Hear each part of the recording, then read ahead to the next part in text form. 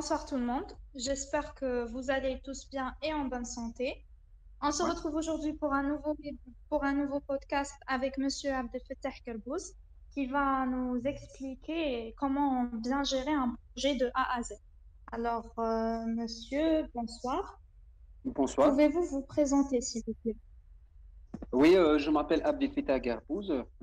À la base, je suis ingénieur d'État en travaux publics, ressortissant de l'École nationale des travaux publics depuis juillet 2012.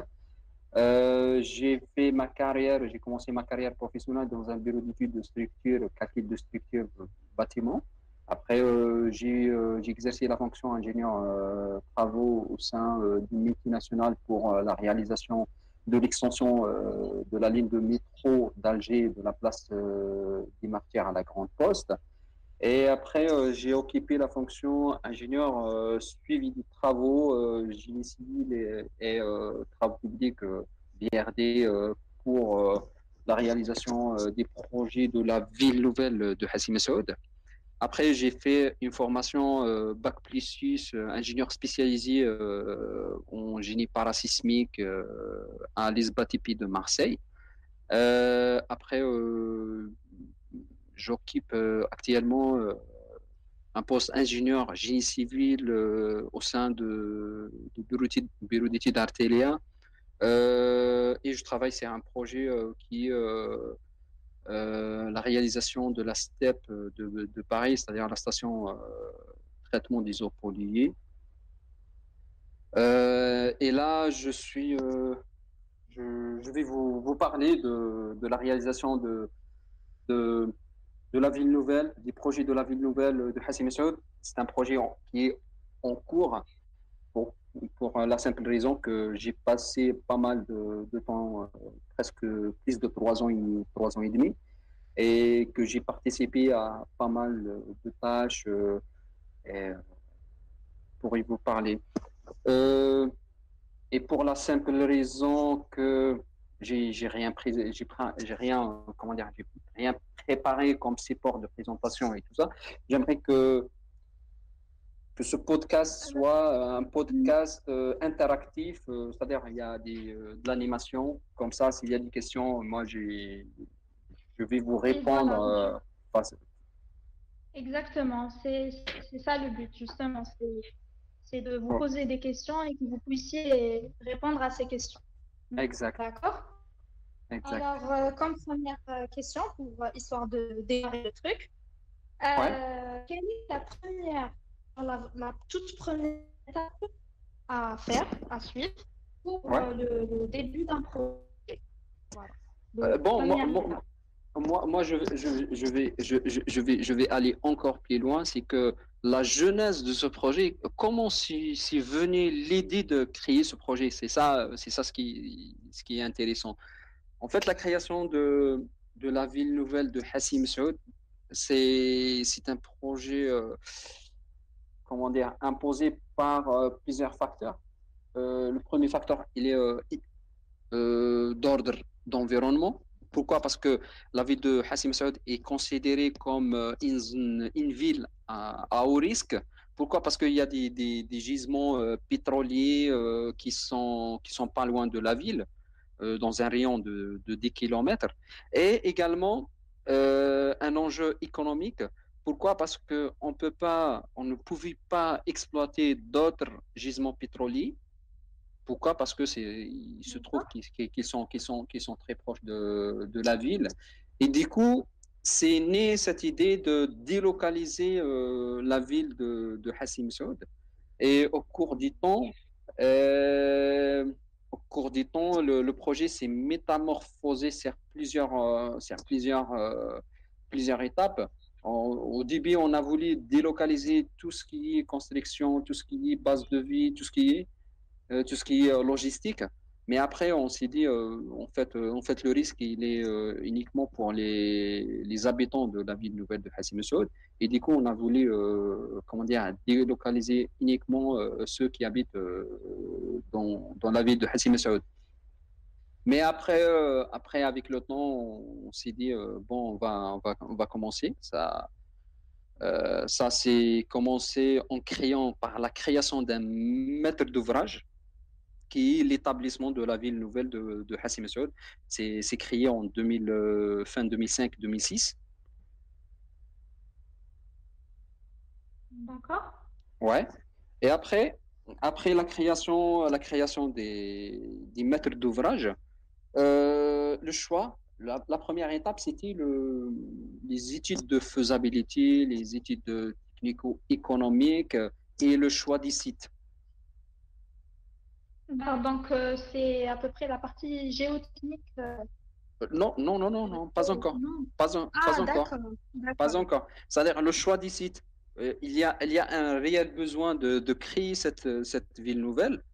Maintenant, où va-t-on la créer?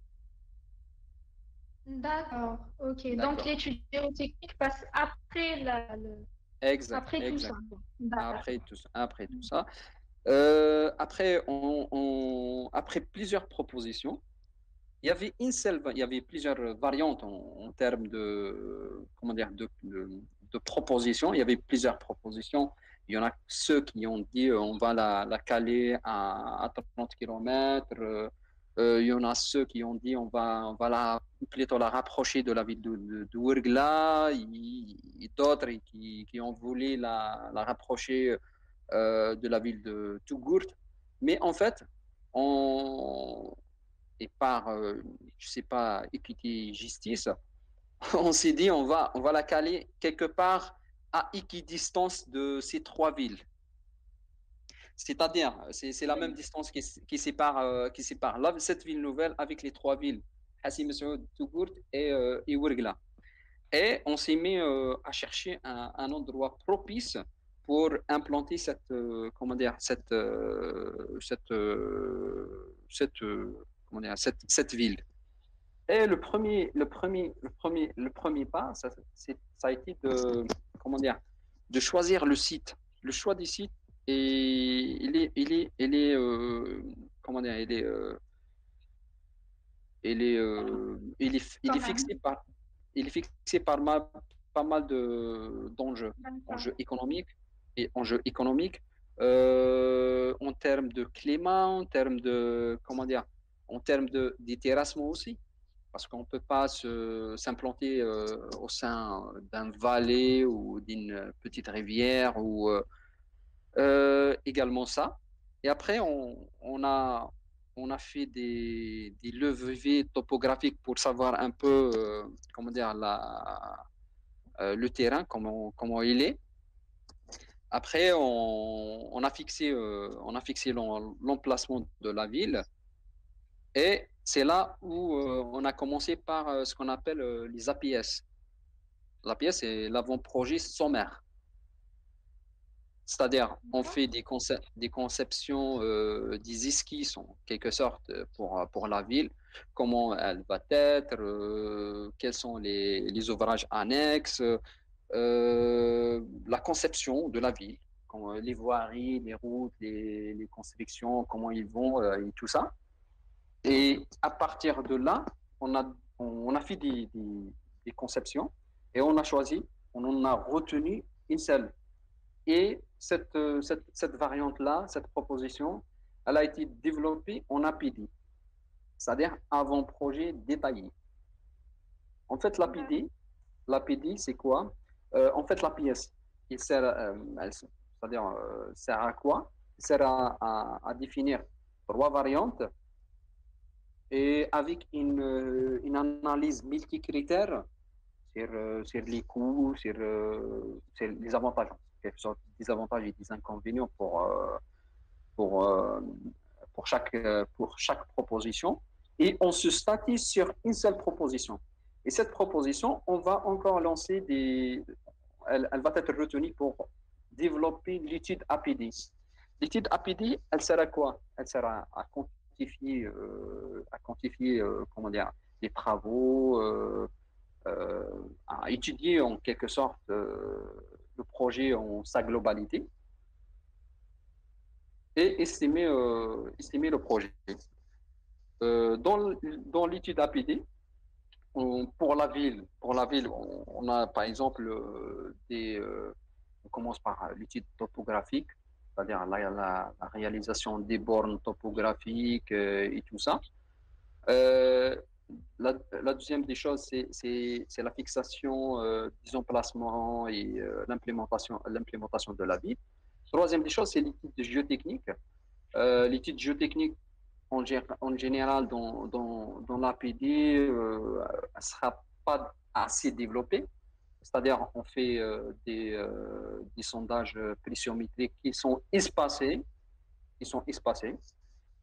Et pour ça, juste savoir et interpoler la nature des terrains et les couches lithologiques qu'on pourrait rencontrer dans la conception de tout ça. Une fois que l'APD elle a été figée, là, on passe à l'étape, la passation des marchés pour la réalisation et le développement de l'étude d'exécution. C'est-à-dire, l'étude d'exécution, c'est vraiment l'étude détaillée d'un projet.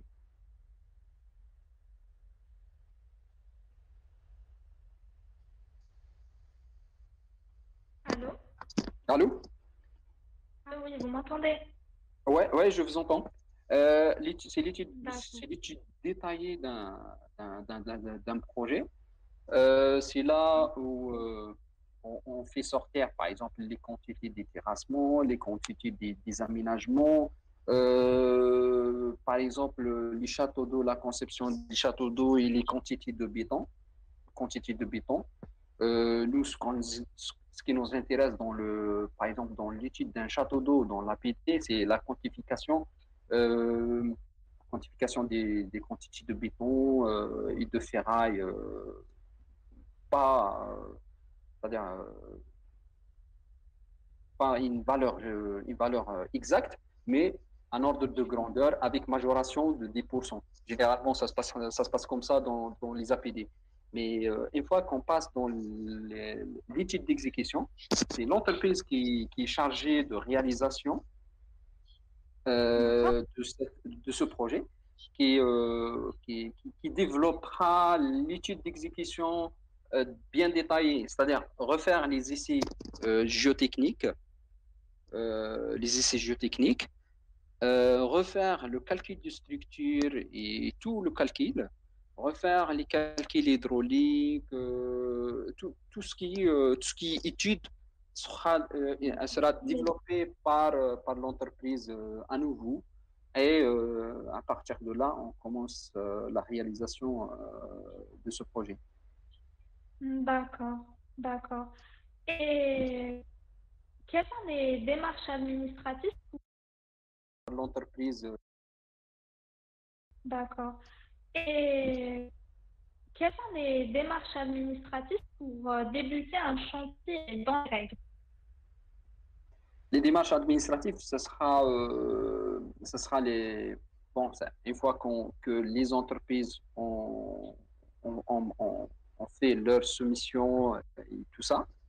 Euh, il y a, bon, le projet il a été exceptionnellement passé de gré à gré parce que c'est des entreprises nationales. En fait, c'était en groupement. En fait, c'était considère travaux publics qui détenait la plus grosse de comment dire, ce marché, avec considère canalisation pour tout ce qui est canalisation, assainissement, AOP, euh, gaz, tout ce qui est également STEP, réalisation station, traitement des eaux polluées, un CET qui était constitué de deux sous-projets, un projet terrassement des casiers, c'est-à-dire on réalise des digues avec avec un complexe d'étanchéité pour l'enfouissement de tout ce qui est déchets organiques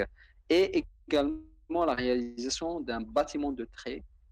C'est là où on fait papier, plastique. La STEP aussi, c'était réalisé par Consider Canalisation, mais ils avaient sous-traité algérien. Donc, on a sous-traité cette partie à deux sociétés, une française et l'autre allemande, en l'occurrence Suez Degrément et MES. Euh, bon, pour la STEP, c'était le pré-traitement, c'est-à-dire tout ce qui est dégrayage, dissablage, déshuillage. Et après, traitement primaire, c'est-à-dire la décompensation primaire. Et après, c'était le bassin d'aération et traitement secondaire, c'est-à-dire tout ce qui est la clarification, l'épaississement, désinfection, chloration. Et après, le rejet final des eaux. On pourrait également rajouter le traitement tertiaire pour pouvoir réutiliser ces eaux de rejet dans les réseaux, dans les réseaux agricoles pour l'irrigation pour les agriculteurs, en quelque sorte, peuvent bénéficier de ces eaux, mais malheureusement, il y avait pas de périmètre agricole qui ont été développés dans la région, à part ce qu'on appelait une bande verte. Bon, la ville, elle a la forme d'un hexagone, en quelque sorte, et qui a été ceinturé par des bandes vertes. Ces bandes vertes, sont le rejet final des eaux. On pourrait également rajouter le traitement tertiaire pour pouvoir réutiliser ces eaux de rejet dans les réseaux, dans les réseaux agricoles pour l'irrigation pour les agriculteurs, en quelque sorte, peuvent bénéficier de ces eaux, mais malheureusement, il y avait pas de périmètre agricole qui ont été développés dans la région, à part ce qu'on appelait une bande verte. Bon, la ville, elle a la forme d'un hexagone, en quelque sorte, et qui a été ceinturé par des bandes vertes.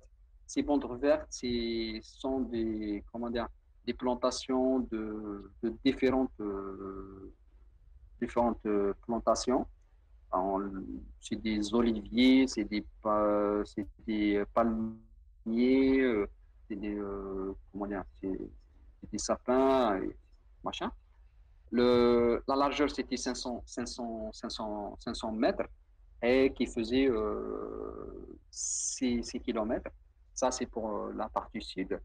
Et la partie est, ouest et nord, c'était un peu moins, c'était 300 mètres de largeur par 6 kilomètres à peu près. Euh, on a commencé par la première qui était la bande verte sud et qui a déjà commencé à donner des récoltes en termes de palmiers et tout ça, et des dates. Les autres, moi, quand j'ai quitté, c'était en 2019, n'étaient pas encore lancés pour différentes raisons. Mais pour la réalisation des autres corps d'État, la ville s'est articulée sur 6 quartiers. Chaque quartier comprenait tout ce qui est les travaux des terrassements, les travaux des voiries, des aménagements, et les travaux réseau de drainage des eaux pluviales, réseau d'assainissement, réseau AOP, réseau anti-incendie, réseau d'irrigation. C'est la seule ville qui comporte un réseau d'irrigation, c'est-à-dire séparé des réseaux AOP. Et il y avait même un château d'eau réservé à l'irrigation, tout ce qui est espace vert, plantation et les haies et tout ça. Et avec réseau gaz, électricité, courant faible, courant fort et fibre optique. Euh, je reviens juste pour les études des ouvrages singuliers, par exemple les châteaux d'eau, Par exemple les postes de relevage. Oui. Pourquoi? Parce que les postes de relevage, c'est lorsqu'on a un rejet un peu loin et qu'on a une perte. D'accord. Allô? Oui, oui, je vous écoute. Continuez. Ouais. Et lorsqu'on a une perte dans le delta H, on a intérêt à relever ces eaux pour pouvoir les pomper ou les envoyer gravitairement vers la steppe et à partir de la steppe, une fois que les eaux seront traitées, vers le rejet final. D'accord. Donc, ces ouvrages-là, les ouvrages, étaient bon, étudiés à part. L'étude, c'était l'étude géotechnique toujours. On commence par l'étude géotechnique. En se basant sur l'étude géotechnique de l'APD, on développe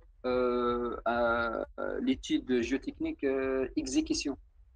Et c'est là où on réalise des sondages complémentaires afin de statuer sur la nature réelle qui existe sur l'emprise des projets. Une fois D'accord. que l'étude géotechnique est développée, on a l'étude comment dire, étude de la structure qui est développée également et qui sont approuvées par le contrôle technique.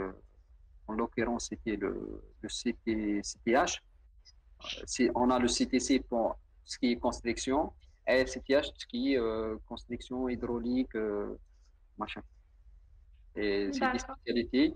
Pourquoi? Parce que c'est les seuls organismes avec le CTTP également qui donnent ce qu'on appelle la, la garantie décennale. Oui. Je ne sais pas si vous connaissez le concept de la garantie décennale ou Non, non, pouvez-vous l'expliquer, s'il vous plaît? la garantie décennale, en fait, c'est une fois qu'on soumet, par exemple, un dossier d'étude pour le CTH ou le CTC, en fait, D'accord. c'est ces organismes-là qui s'engagent à approuver la stabilité, assurer la stabilité de la structure en termes de conception. Et également, ils ont une mission pour le suivi.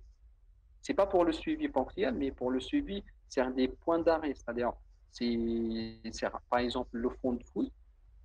Une fois qu'on fait les terrassements, on vient poser juste le béton de propreté.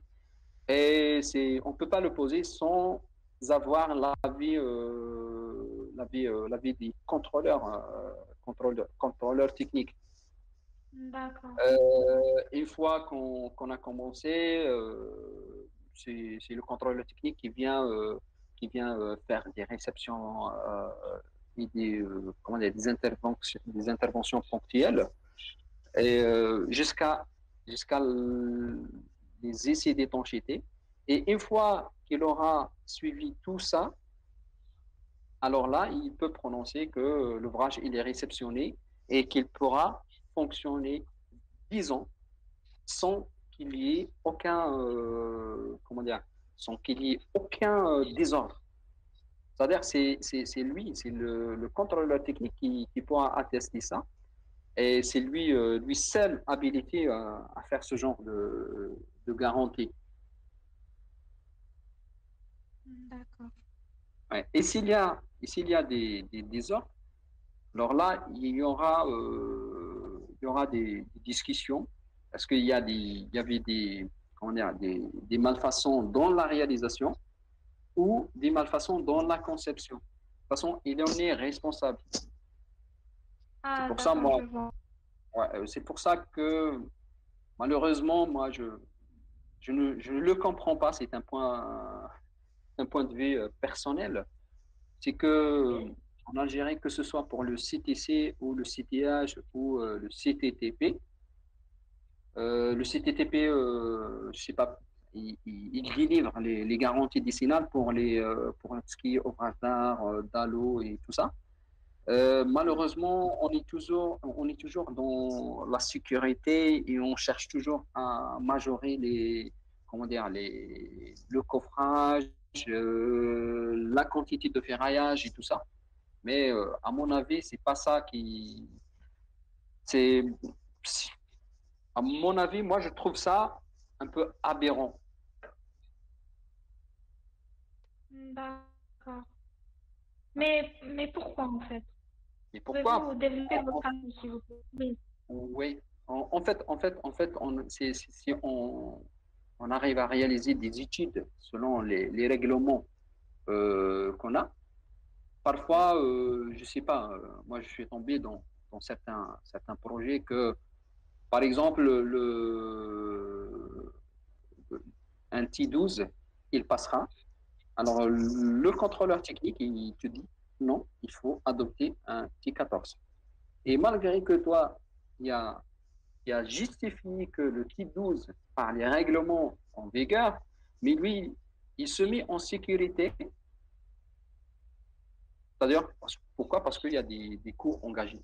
D'accord. Il se dit, moi non. Par exemple, si je fais le calcul, la section d'un voile, c'est 18 cm. Alors lui, non, tu vas mettre 22 cm, c'est-à-dire 4 cm de majorité. Que, sauf que ça engendre un coût. Et le coût, parfois c'est l'entreprise qui le prend, Oui, et je vois. parfois que c'est le maître d'ouvrage qui le prend. D'accord. Donc, d'après ce que j'ai compris, le contrôleur technique, il se base beaucoup plus sur la sécurité, mais c'est un petit peu une sécurité qui est un petit peu abusée, selon Exact, vous. c'est ça, c'est D'accord. ça, c'est ça. D'accord. Ouais. D'accord. Ouais. Et Euh, oui. ouais, je sais pas. Et nous avions cette mission de suivi. C'est-à-dire, un suivi, c'est quoi? C'est le suivi de la qualité par exemple, des ferrailles. Lorsqu'on ramène, par exemple, des ferrailles sur chantier, on est censé vérifier la provenance, les essais et tout ça. D'accord. Les certificats de conformité. Mhm. Exact, et également la conformité de, comment dire, de ferraillage mis, mis en place par rapport au plan d'exécution. Et également, on a été mandaté pour le contrôle de ce qui est qualité béton, coffrage, la mise en œuvre également. Pourquoi? Parce que tu peux avoir un béton qui est bien fait, mais comment dire, la mise en œuvre pas bien Excellent. réalisée. D'accord. Ouais. Et quels Et, sont... Pardon, excusez-moi, je vous ai interrompu. ouais, continue. Allez-y, continuez. Ouais, et pour le contrôle de la qualité de béton, le contrôle de qualité de béton, ça commence par les études de formulation. Déjà, ça c'est le critère pour moi le plus important. Par exemple, pour le sable, c'est l'équivalent. Pour le sable, c'est-à-dire, est-ce que c'est un sable concassé ou sable qui provient des oueds ou tout ça? Et le facteur déterminant, ça sera comment dire, l'équivalent de sable. C'est la propreté. Il ne faut pas qu'elle dépasse les 85% ou disons des 65%. Toujours, tu vois. Après, il y a les agrégats. Les agrégats, tout ce qui est gravier, que ce soit le 3,8, 8,15 et 15,25. Il faut que Los Angeles et Microdeval n'excèdent pas les 30 et 25. Et également, on a la nature des bétons. C'est-à-dire, est-ce qu'on a un ciment ordinaire, CEM, comment dire, 42 ou 32, ou bien c'est lié à un ciment spécial lorsque il y a des agressions chimiques dans l'ouvrage. On a souvent, comment dire, recours à des ciments un peu spéciaux, un ciment SRF, c'est-à-dire ciment CRF, ciment résistant au sulfate, ou un HTS. Ça dépend de la nature des sols en place et des attaques chimiques qu'il peut avoir sur site. Euh, après, D'accord.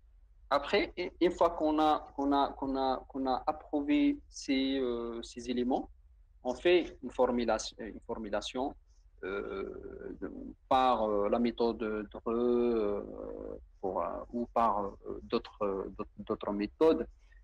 Et on fait les essais de convenance, c'est-à-dire on fait le mélange et après on fait les essais de convenance, le SLAM test, c'est-à-dire l'attestement, la température de production, également la résistance à 3 jours, à 7 jours et à 28 jours.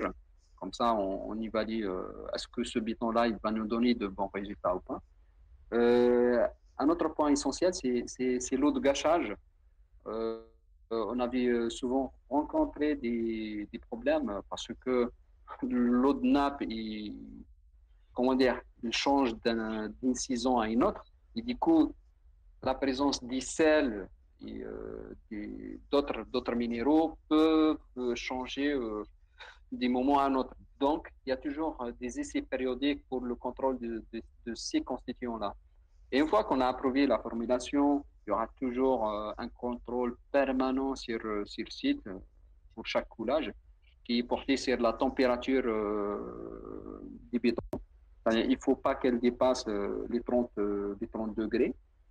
Il ne faut pas qu'elle soit inférieure à 5 degrés également. Pourquoi? Pour permettre le maintien rhéologique et c'est-à-dire les réactions chimiques se fassent dans de bonnes conditions pour que le béton soit, comment dire, soit durci dans de bonnes conditions et donne de bons résultats de résistance. Et Euh, pardon. ouais, ouais, ouais. Quels sont vos référentiels de suivi?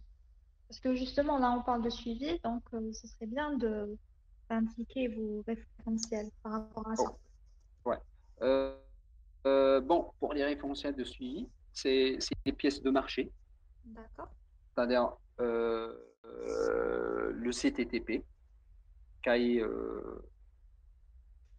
cahier des clauses techniques, des clauses techniques particulières.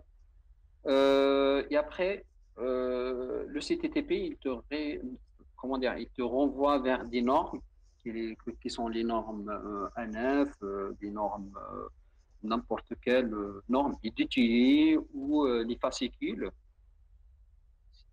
Et après, il y a aussi des procédures d'exécution. En fait, les procédures d'exécution, elles seront élaborées par les entreprises en mettant en évidence la manière de faire les travaux et les contrôles qu'on doit faire, tout en faisant, comment dire, en faisant référence au plan d'exécution, aux notes de calcul, aux pièces des marchés et aux normes. Une fois qu'on valide ces procédures, c'est bon, c'est-à-dire les travaux seront exécutés selon cette procédure.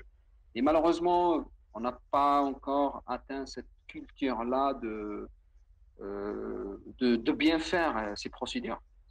Pourquoi? Parce que, en fait, la procédure, elle synthétise tous ces documents-là. Pourquoi? Parce que si vous allez chercher une information, si vous allez la chercher dans une norme, alors ça va vous prendre du temps. Alors que il y a une simple procédure à produire et après, ça sera, comment dire, ça sera très simple de valider, de vérifier et valider les travaux.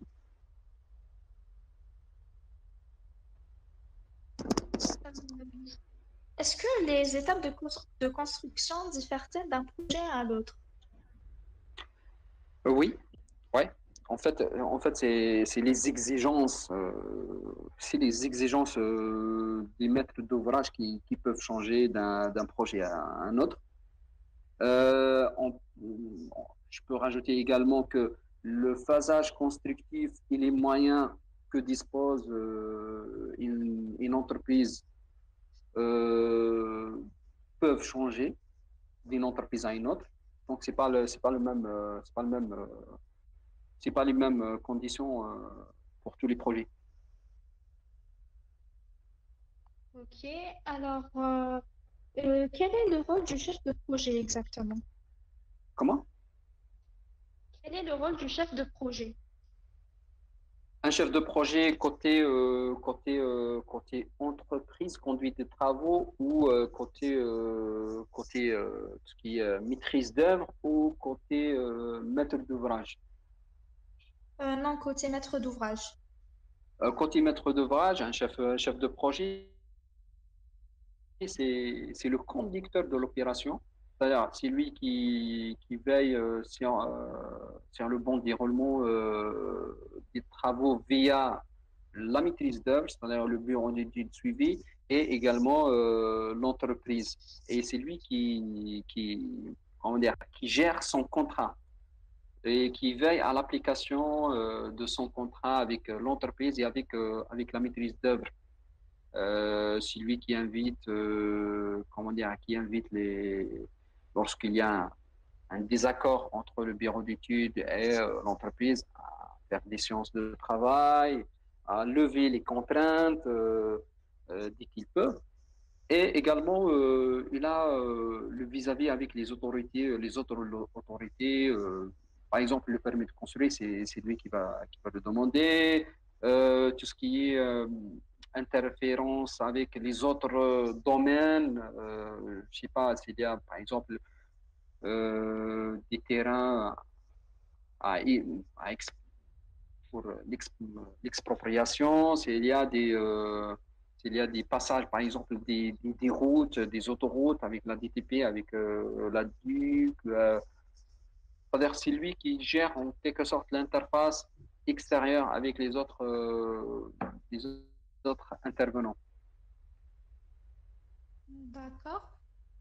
Et l'intervention d'un architecte est obligatoire dans le cadre de travaux. Connaissez-vous ces missions exactement? Bon, l'architecte, dans sa mission, elle est pour la conception, tout ce qui est les façades, les aménagements, euh, le suivi des CES, c'est-à-dire les corps d'état secondaires, tels que, comment dire, le revêtement de sol, la peinture, euh, les- comment dire, la menuiserie, et c'était pour quelques projets, la plomberie, l'électricité également. Donc, elle peut être différente d'un projet à un autre. D'accord. Et comment obtenir un devis travaux liés? Un devis, Oui. comment il est fait ou il est développé? Non, comment il est fait? J'ai pas compris votre question. Comment obtenir un devis travaux bien détaillé? Ah, ok, ok. Oui. Un devis, c'est-à-dire comment élaborer un devis. Exactement, voilà. Exact. Comment élaborer un devis? C'est déjà élaborer les items. Ça, c'est essentiel. Et une fois qu'on a élaboré les items, c'est là où on peut passer par des metteurs vérificateurs ou des metteurs pour quantifier ces items. Par exemple, si je vous dis terrassement grande masse, TJM, ça c'est, je peux créer par exemple un item qui s'appelle déblé grande, déblé, machin. Je peux le détailler, hein, déblé rocheux, déblé meuble, et je peux également détailler évacuation selon le marché. Et après, je vais quantifier par exemple le déblai, ce déblai, parce que c'est, je sais pas, en mètres cubes. Après, qu'est-ce que je vais faire? Je vais réaliser ce qui est béton propreté. Le béton propreté, c'est à 10 centimètres ou c'est à 8 centimètres selon le projet. Euh, Par surface, moi, je crée cet item-là de fourniture et pose, je sais pas, d'un béton de propreté, c'est une épaisseur de 8 centimètres. Et je calcule soit en volume, soit par surface. Et à chaque fois, tu crées l'item et tu quantifies les travaux.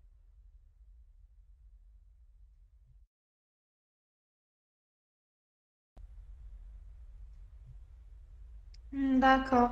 Et avez-vous des conseils pour redémarrer un chantier? Un chantier qui a été arrêté pendant plusieurs années. Comment bien le redémarrer? Vous avez une petite idée Euh, sur le sujet? un projet qui a été arrêté pour quelle raison? Est-ce que c'est pour des raisons techniques ou c'est pour des raisons administratives? Pour des raisons administratives.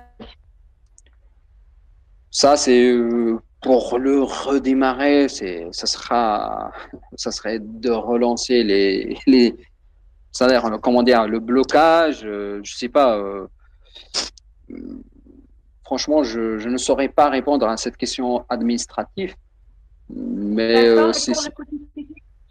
ouais, c'est pour le côté technique, ça sera comment dire, d'avoir les anciens documents, faire un diagnostic de ce qui, comment dire, de ce qui est réalisé et faire un état des lieux. Et à partir de ce moment-là, on pourra recommencer le chantier. Et le diagnostic qui sera D'accord. apporté, c'est presque tout l'ouvrage. D'accord. Donc, vous allez faire une autre étude, c'est ça? Euh, Pas En une vous autre. basant sur l'ancienne étude. Non, non, on peut continuer sur l'ancienne étude, sauf que on peut, comment dire, confirmer la conformité de l'ancienne étude par un diagnostic. Ok, je vois. Et avez-vous déjà rencontré des problèmes pendant la réalisation de votre projet? Oui, oui, toujours. Les chantiers, ce sont une masse de Oui, problèmes. oui, c'est normal. Mais quel genre de problème avez-vous rencontré? Oui, quel genre de problème? Problème qualité de béton, c'est souvent ça.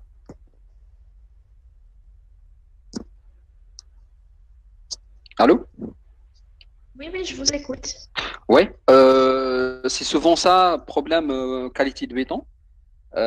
C'est-à-dire le béton n'atteint pas la résistance FC28 souhaitée. Ça, c'est un problème qui est souvent répété sur pas mal de projets. Et comment Euh, avez-vous géré la situation? Ce genre euh, de problème? pour ce genre de problème, tout dépend. Tout dépend. En fait, tout dépend si l'élément il est, comment dire, par exemple, c'est un poteau dans un bâtiment et c'est un poteau qui n'atteint pas, par exemple, les FC28 et qu'il est dans le rez-de-chaussée. Là, on ne peut pas le tolérer. C'est-à-dire, il y a la démolition. Ici, il se trouve que ce poteau-là, il est en dernier étage et que on peut justifier par une note de calcul. On recalcule comment dire, avec la résistance qu'on a trouvée sur, sur chantier et qu'on peut passer, et ça passera. Donc, on peut justifier ça. D'accord. Pouvez-vous nous décrire une expérience que vous avez vécue avec un mauvais client? Comment? Pouvez-nous nous décrire une expérience que vous avez vécue avec un mauvais client? Un mauvais client, de quel genre? On va dire un client assez exigeant, insatisfait. Ouais, en fait, là, je Vous vais avez eu face, vous avez ouais, fait face à ce genre de problème.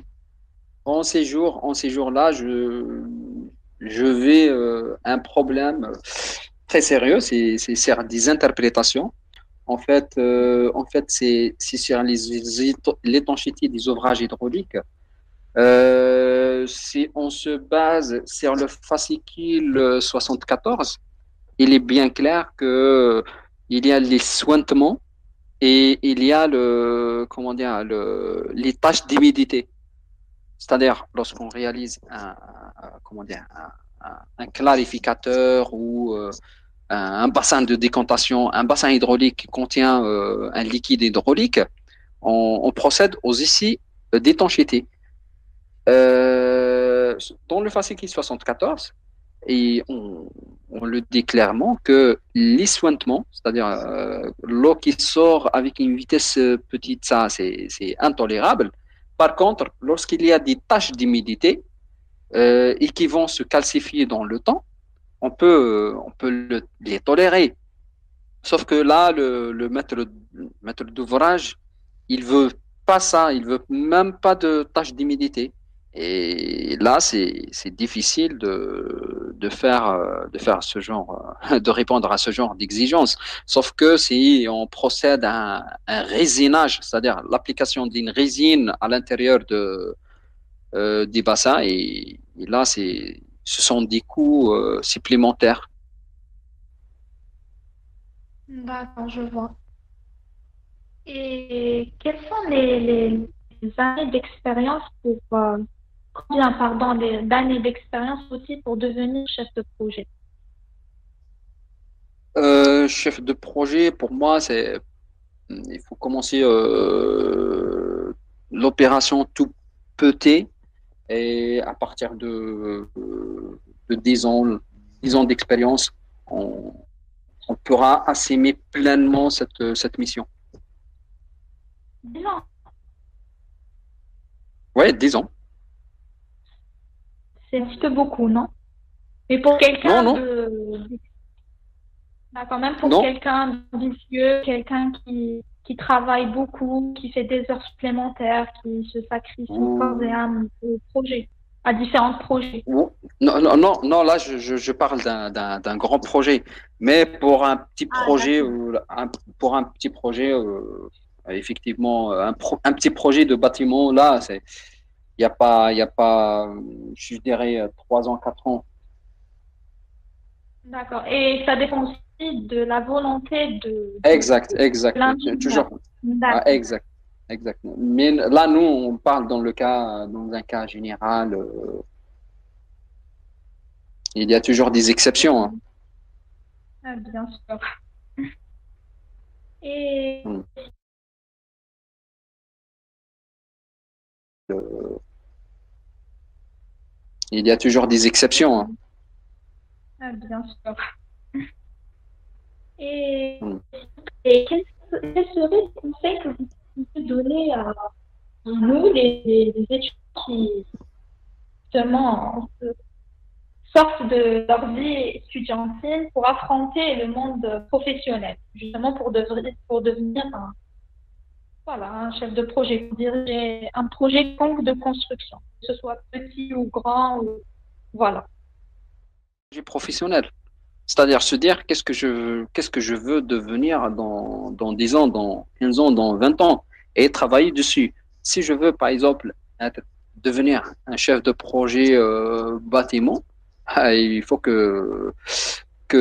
comment dire, faut pas accepter d'autres propositions, d'autres postes qui vont, comment dire, qui vont vous éloigner de votre projet professionnel. D'accord, je vois. Mais surtout, comment vous expliquer? En fait, pour un travailleur, c'est ce que je voulais dire. Pour quelqu'un qui a déjà intégré une entreprise, pour Ouais.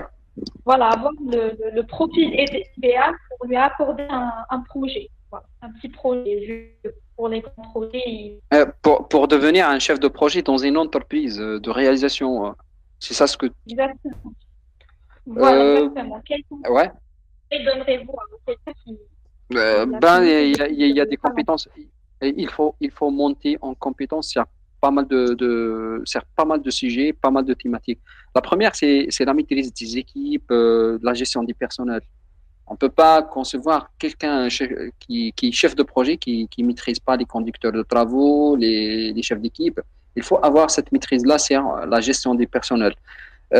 Il faut avoir une maîtrise sur le vis-à-vis, c'est-à-dire il faut savoir bien gérer cette relation avec le client, avec le maître d'ouvrage et également avec les bureaux de suivi et de contrôle. Ça, c'est deux. Et il faut avoir comment dire, une bonne lecture pour le contrat, et le CTTP et les exigences des marchés, c'est-à-dire côté marché. Également, il faut avoir comment dire, une bonne maîtrise pour les fournisseurs et tout ça.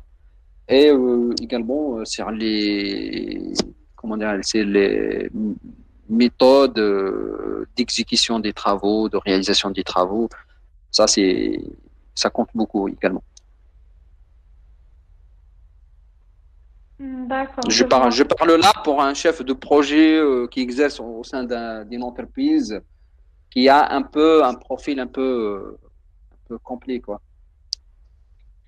D'accord. Et pour vous, quelles sont les formations à suivre pour justement renforcer son CV en tant qu'ingénieur génie civil?